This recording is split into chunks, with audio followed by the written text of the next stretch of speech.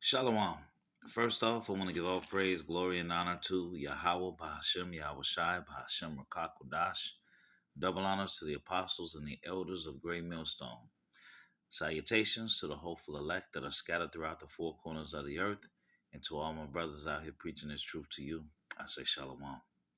This is a Montazar from the Chicago camp, coming back at you again with another lesson entitled False Depiction of King David and the Israelites in New Movie. So here you go again.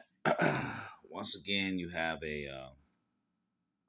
another depiction, another movie, okay, where the people on the screen, all right, and their ethnicity and skin color, all right, don't represent the actual truth. I'm wait. You know what I'm waiting for? I'm waiting for them to make a movie about Judas Maccabees. That's what I want to know. When you gonna make that one? Okay, because you see that they made the movie with the 300 and all of that. You know, the Bible tells you that the Lacedaemonians were brethren. Okay, they were brethren to Abraham. But in all of these movies, okay, you got Esau basically casting himself. All right. Or they'll even go right now. What they're trying to do is in a sense be more politically correct and put some color and try to use Ishmael or something. I don't know what the hell these heathen is in this particular movie. All right, but they still ain't dark enough. All right, the false depiction of King David and the Israelites in the new movie. As always, Esau corrupts the image.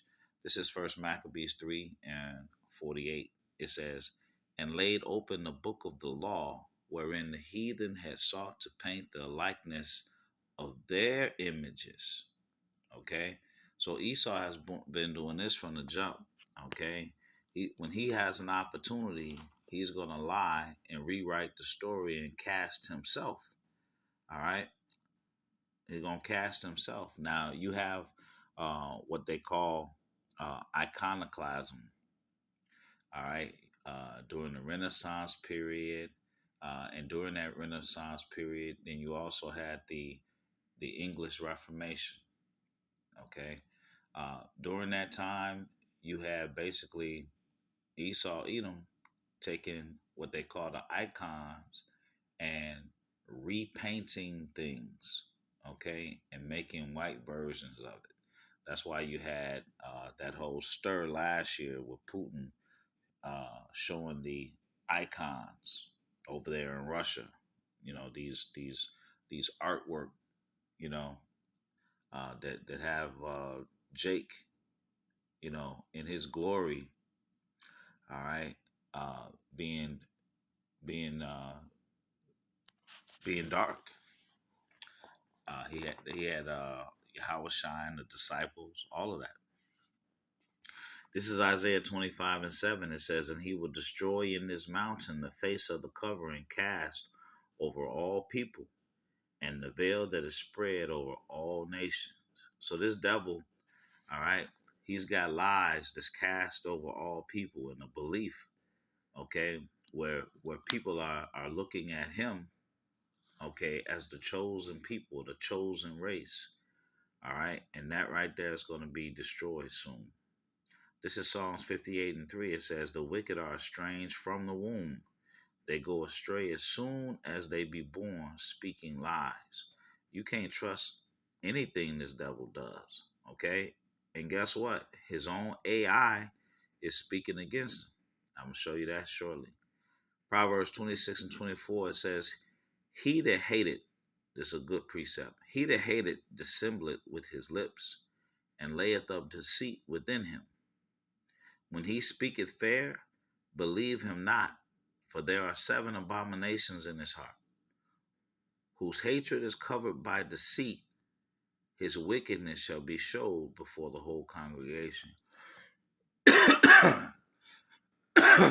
So he that hated dissembleth with his lips.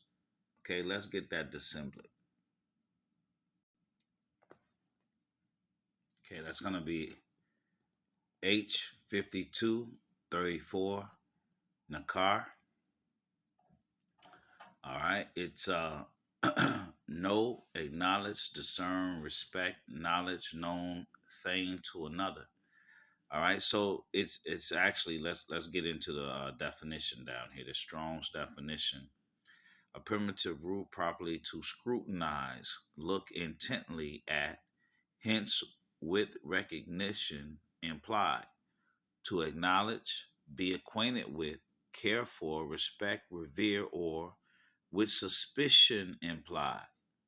Okay, to disregard, ignore, be strange toward, reject, resign, dissimulate, as if ignorant or disowning. Okay, acknowledge, could, deliver, discern, dissemble, estrange, feign self to be another. Look at that, feign self to be another. Know, take knowledge, notice, perceive, regard, have respect, behave, make self strangely. Okay, so the idea of this word, okay, so going back to this Proverbs 26 and 24, he that hated dissembleth with his lips and layeth up deceit within him. Okay, when he speaketh fair, believe him not, for there are 7 abominations in his heart, whose hatred is covered by deceit. His wickedness shall be showed before the whole congregation. So this whole nakar, or the dissemblet with his lips, goes into actually knowing something about someone, but then being uh, ignoring it or rejecting it. Okay, so you know something about someone and you purposely reject it. Okay, you purposely are ignorant towards it. Okay, you know something and you acknowledge it, but you still feign self to be another. All right, you understand exactly who this person is, but you disregard it. All right, and dissimulate. You're trying to basically basically take credit. Basically, you're trying to say you know that this the people, but you're saying nah, they're not the people. You see, so he that hated dissembled with his lips and layeth up deceit within him. Right. So this devil hates us, right? And he acknowledges who we are, but what does he do? He rejects it. Okay. All right. This is Proverbs 26 and 28. Another precept says, a lying tongue hated those that are afflicted by it. Okay. They're afflicting us with their tongue.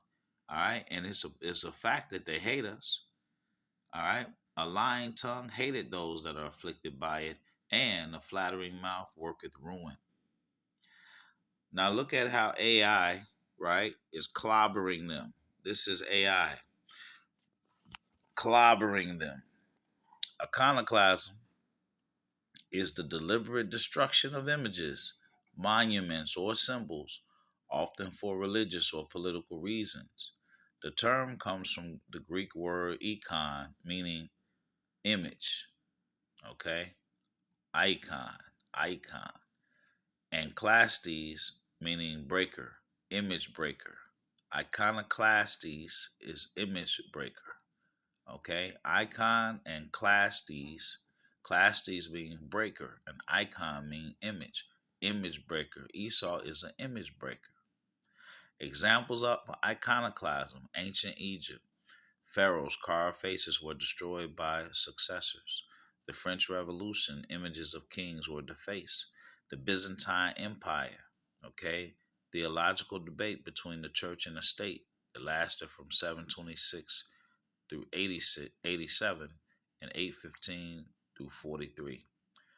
The Reformation, the destruction of works of art, especially figurative images, due to the belief that that making images for Christian worship was against the Bible. And of course, again, they don't have the Renaissance period on there. All right. Here's a notable so-called piece of Esau's art, the creation of Adam. Okay. So here you have a leprous power, okay, creating, let me see,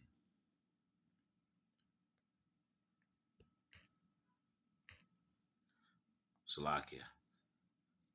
So you have a leprous power creating Adam, okay, who also has leprous skin. We're going to get into that. This is Genesis 2 and 7. All right.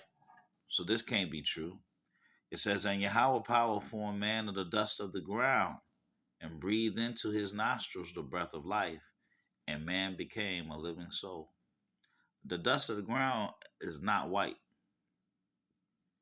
okay? Not pale like that. Exodus 4 and 6. And Yahweh said furthermore unto him, talking to Moses.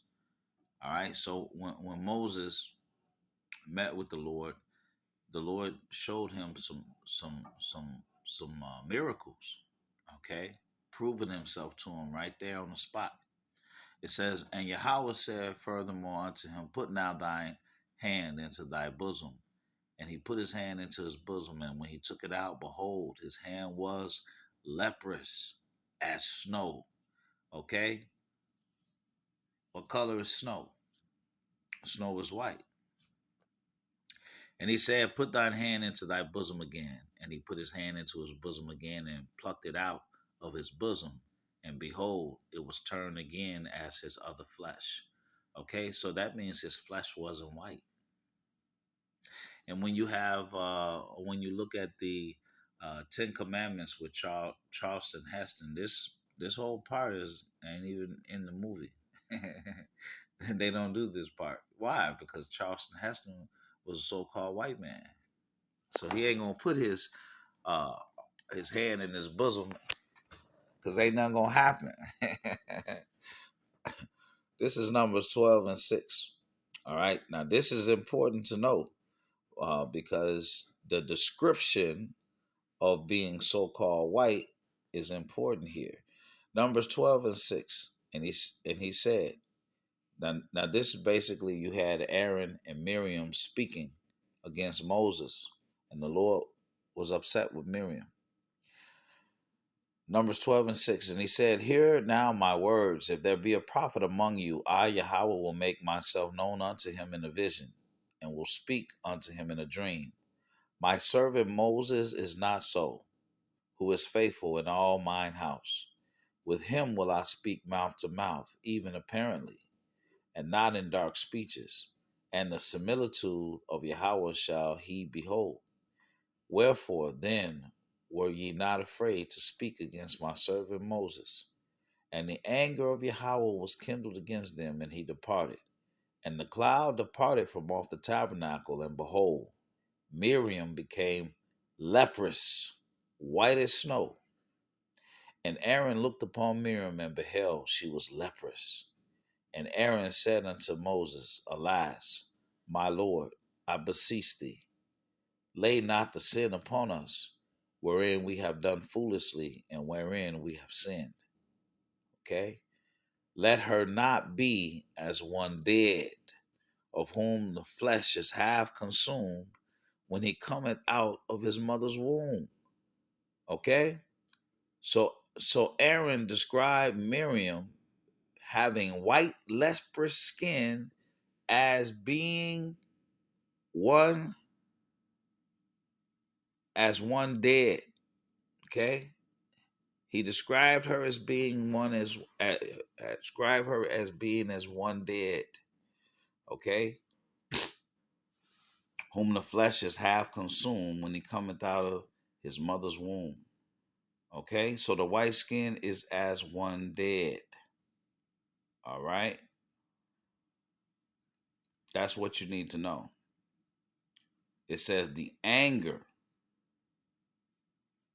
it says the anger of Yahweh was kindled against them, and because he was angry at her, he took the pigmentation from out of her skin and made her white. And you got these people running around, calling themselves white people with their leopard skin, and that's the standard of beauty. Okay. Well, they this is Revelations 1 and 14. Okay, talking about Yahweh Shai and his physical depiction. All right. Revelation 1 and 14. His head and his hairs were white like wool, as white as snow, and his eyes were as a flame of fire, and his feet like unto fiery brass, as if they burned in a fire, and his voice as the sound of many waters. So we've seen these depictions, what burnt brass looks like. Okay, on the left you got brass, and then you have burnt brass, and then here you have this older man here, this old gentleman, this old Israelite, with his white woolly hair and his what burnt brass skin. Yeah, it's pretty plain. This is Jeremiah 14 and 2. Judah mourneth, and the gates thereof languish. They are black unto the ground, and the cry of Jerusalem is gone up. All right, now I've seen Hassad many a times try to break this scripture down. Okay, he broke this scripture down wrong, and he talks about how the gates uh, of Judah mourned because they were on fire. Okay, so he says, well, yeah, they would be black because they're on fire. All right, that was the wrong breakdown, brother. Okay, this is Psalms 24 and 7. Lift up your heads, O ye gates, and be ye lift up, ye everlasting doors, and the King of glory shall come in. Okay? Lift up your heads, O ye gates. Gates don't have heads unless you're referring to them as being men. All right, so in Jeremiah 14 and 2, Judah mourneth, and the gates thereof languish, the men languish. They are black unto the ground, and the cry of Jerusalem is gone up. So Judah, okay, were a dark people. Okay, period. All right. And lastly, this is Song of Solomon 1 and 5. It says, I am black but comely, O ye daughters of Jerusalem, as the tents of Kedar, as the curtains of Solomon. Look not upon me because I am black, because the sun have looked upon me. My mother's children were angry with me, and they made me the keeper of the vineyards, but mine own vineyard have I not kept. All right. So um, here in Song of Solomon, you hear Yahushua ask Solomon, tell you, I am black. I'm black, but I'm handsome. Okay. All right. So this has been um, false depiction of King David and the Israelites in new movie. Okay, that new movie is called House of David. All right, where you're gonna see um, the heathen sought to paint the likeness of their images. All right, they still, hey, even though you use Ishmaelish looking people, uh, still not dark enough, brother. Still not dark enough. I pray this lesson was edifying. To the next one, Shalom.